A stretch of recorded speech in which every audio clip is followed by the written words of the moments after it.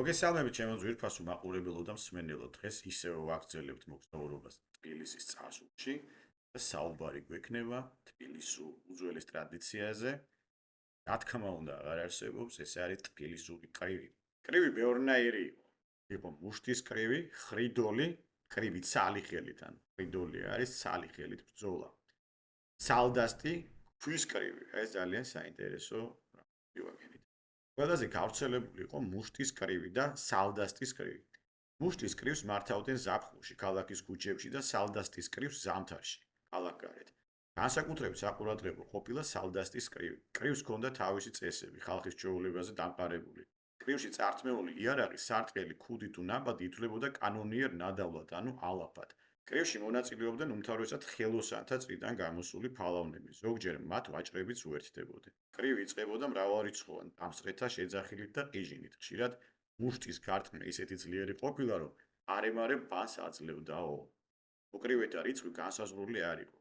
კრივს ჩვეულებრივად ეგრეთ წოდებული წარჩინებული პირები მფარველობდნენ. ხომაგები ცხენებზე ისხდნენ.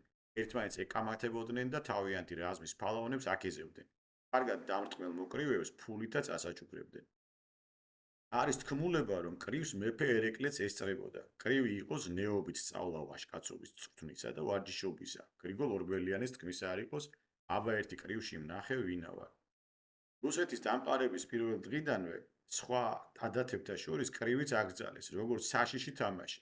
მაგრამ მთავარმართებელი ციციანოვის დროს ხალხის თქმით კრივი კვლავ განახლებულა. კრივი იმართებოდა სხვადასხვა ადგილას, ზარაფხანის ახლოს, სადაც ახლა ბაყალხანაა. მეტეხის ციხის ქვემო ნაწილი ყოფილა ეს. არსენალთან ეგრეთ წოდებულ ჭირიან თხევში, ბოსტნის უღრმებზე, ძველი დამოჟნის უბანი. ეხედავთ ეს უბნები არც ვიცით სად იყო და როგორ არის. დაახლოებით ხვდებით, ხო? პავლაბრის იქით ნახირის უბანში, სადაც ახლა ყაზარმებია. მაშინ ყაზარმები ყოფილა, ეს ხვდები სადაც არის. უფრო ხშირად კი სიონის ქუჩაზე. აბას აბადის და კოლორთაღის მოედნებზე აგრეთვე მოღნინის ეკლესიის ახლობელ ქუჩაზე, ბოტანიკური ბაღის ზემოთ, ჩანჩქერის თავზე და მამადავითის ყელთან, სადაც წინა დაცემული ადგილი ყოფილა. აი რას ნიშნავს ეს დაცემული ადგილი?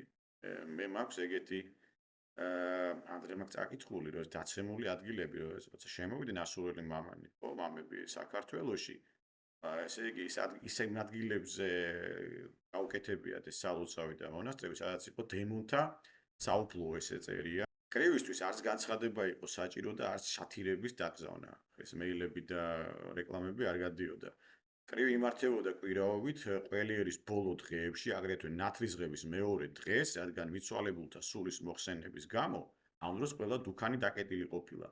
ყველაზე დიდი კრივი, ეგრეთ წოდებული აულაბრის კრივი, იმართებოდა კვირაცხოვლობა დღეს ამ სახელწოდების ეკლესიის მახლობლად.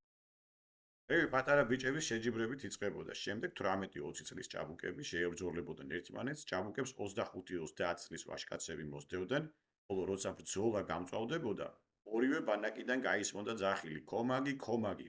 ეშხში შესული დარბაისელი და გამოცდილი ფალავნები უკვე ნამდვილ კრივს იწყებდნენ.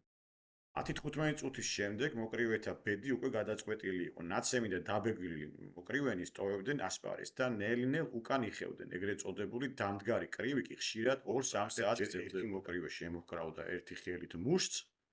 ანუ ესე კი არ იყო პირდაპირ ესე ურტყავდნენ, ანუ როგორ დუელის ვარიანტია. მე ესე დავინახე, შეიძლება ვწდები. ხოლო თუ მოპირდაპირე ისეთი სუსტი აღმოჩნდებოდა, რომ ერთი მოქნეული მუშტი წაბარბასდებოდა, მაშინ მეორე მხრიდან მეორე მუშტსაც მიარტყამდა მისაშველებლად. ანუ აბალანსებდა რა, რო არც აქცეულიყო. ძალიან საინტერესოა. მერე დაიჭერდა ორივე ხელით, შეაჯანჭყარებდა, შეასწორებდა, ქვავიწყებდა ახალი გამოცდა ბრძოლისა. იწყებოდა ახალი გამოცდა ბრძოლისა. ნუ მერე კიდე შემოცხლებდა და ესე გრძელდებოდა ალბათ საბოლოოდ სანამ არ დაეცემოდა რომელი. მაგრამ ბრძოლა ამით არ თავდებოდა. დამარცხებული ესე იგი გაბრაზებულები იშველიებდნენ ქვებს, აგურებს, ხის ნაჭრებს და ყველაფერს რაც ხელში მოხვდებოდათ. ამის გამო ხშირად იმსხვრეოდა მეზობელ სახლებში კარფანჯრები, აივნები, შუშაბანდები და სხვა. ბევრი მოკრივე ბრძოლიდან დაჭრილი გამოჰყავდათ. ხშირად მოხვედრია დამსწრეებსაც, რომელთა შორის მაღალი თანამდებობის პირნიც იყვნენ. ესე იგი, მე როგორც ვიცი, ალექსანდრე ძიუმაც კი მოყოლილა ამ გაუგებრობაში და მოკლედ მოხვედრია რაღაც გარკვეული საგნები თბილისში ყოფილა. მაშინ როცა ყოფილა ჩამოსული აქ. ერთი ასეთი კრივი მოხდა 1851 წელს, 4 თებერვალს. ხმა დაიხა, რომ ამ კრივში 300 კაცი დაიჭრა და 5 მომკვდარა. ამის გამო მთელი ოფიციალური მიწერ-მოწერაც კი გაიმართა და ამიერკავკასიის უმაღლესი ადმინისტრაცია იძულებული გახდა ცენტრალური ხელისუფლებისათვის ახსნა განმარტება წარედგინა. მეფის მოადგილის ვორონცოვის განმარტების შემდეგ ნიკოლოზ პირველმა ასეთი ბრძანება გამოსცა. კრივის ნება მიეცეს ქალაქს გარეთ, მაგრამ ისე კი, რომ მუშტების გარდა სხვა რამ იარაღი არავინ იხმაროს. კრივს თვალყური უნდა ადევნოს პოლიციამ, რომელსაც ნება ეძლევა შეაჩეროს კრივი იმ დროს, როდესაც მოპირდაპირენი გახურდებიან. ისეთებიც ყოფილან, რომლებიც ბრძოლის ხოშის მოსაკლავად ყოჩების, მამლების და აქლემთა ჭიდაობას აწყობდნენ. ძველად ბაქოდან ჩამოდიოდა თბილისში ნავთი, ხო, აქ მოქონდათ და აქლემებით მოქონდათ. თბილისის მეთვალეები ძალიან საინტერესო მოვლენა არის, რომელიც მოგვიანებით გვექნება საუბარი, ალბათ ხვდებით, ხო, რას ნიშნავს მეთვალე თბილისის, ხო? ესენი მართავდნენ აქლემთა ჭიდაობას. აქლემები ჭიდაობენ თურმე გაგიკვირდებათ და კისრებით. ნუ ეხლა ესენი ხო გები მათ არა აქვთ, ესე ვთქვათ და ეხლა კუზით ვერ იჭიდაობენ ნამდვილად. მაგრამ ყველაზე გავრცელებული ყოფილა ეს ყოჩების ჭიდაობა რა. ესე იგი ეს იყო ძალიან პოპულარული. ჭიდაობის მოყვარულები დაყოჩებულ ერკემას სახლში ზდიდნენ. განსაკუთრებულ მსვლელობით ექცეოდნენ. პურზე ინახავდნენ და ჯაჭვით ყავდათ დამული, ესე იგი საკმაოდ აგრესიული ყოფილა, რომ ეს სხვას არ გაწეულიყო ვინმეზე. მე როგორც ვიცი რა, ესე იგი რაღაც ასაკი აქვს ყოჩს, როდესაც ეს ჭიაუჩდება იმაში რქებში. ესე გამიგია და მაგდროს ძალიან აგრესიულია ეთქობა.